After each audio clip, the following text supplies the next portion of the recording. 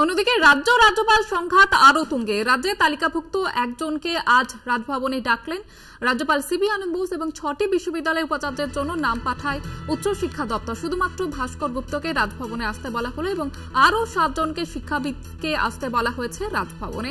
এবার রাজ্য রাজ্যপাল সংঘাত আবারও একবার সামনে এলো। বিষয়ে আরো বিস্তারিত জানবার প্রতিনিধি শুভঙ্কর রয়েছে আমাদের সঙ্গে টেলিফোন লাইনে। শুভঙ্কর, আবারও সামনে এলো রাজ্য রাজ্যপাল সংঘাত।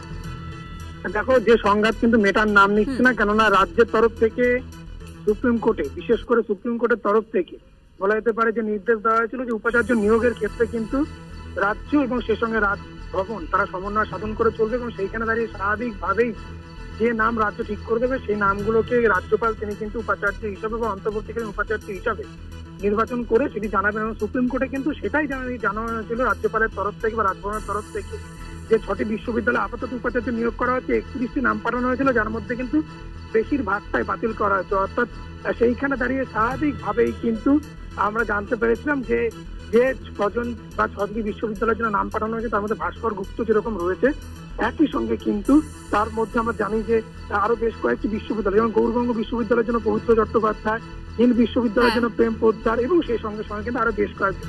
কিন্তু দেখা গেল আজ যে বৈঠক, সেই বৈঠকে শুধুমাত্র ভাস্কর গুপ্তকে ডাকা হলো, বাদ বাকি যে 6-7 জনকে ডাকা হয়েছে তাদের মধ্যে কিন্তু অনেকেই প্রাক্তন উপাচার্য এবং শিক্ষাবিদ বলে আমরা জানতে পারছি, কেননা এর আগেও আচার্যের বিরুদ্ধে কিন্তু নিজের ইচ্ছা মতো উপাচার্য নিয়োগের অভিযোগ উঠেছিল।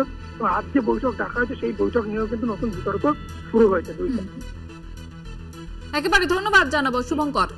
যেমনটা আপনাদের জানাচ্ছিলাম, রাজ্য রাজ্যপাল সংঘাতে যেন বিরাম নেই, আবারও সামনে এলো রাজ্য রাজ্যপাল সংঘাত। রাজ্যের তালিকাভুক্ত একজনকে আজ রাজভবনে ডাকলেন বোস। 6টি বিশ্ববিদ্যালয়ের জন্য উপাচার্যের জন্য নাম পাঠায় উচ্চশিক্ষা দপ্তর। শুধুমাত্র ভাস্কর গুপ্তকে রাজভবনে আসতে বলা হলো এবং আরো 7 জনকে 7 জন শিক্ষাবিদকে আসতে বলা হয়েছে রাজভবনে।